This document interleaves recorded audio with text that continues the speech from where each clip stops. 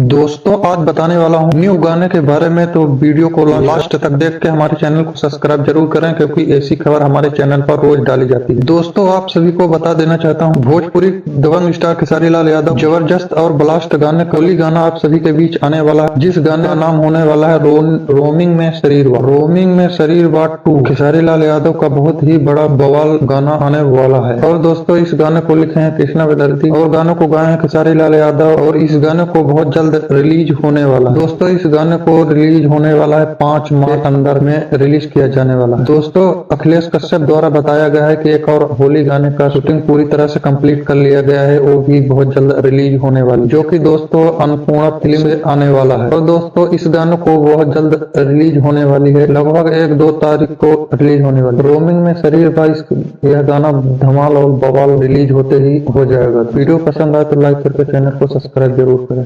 धन्यवाद।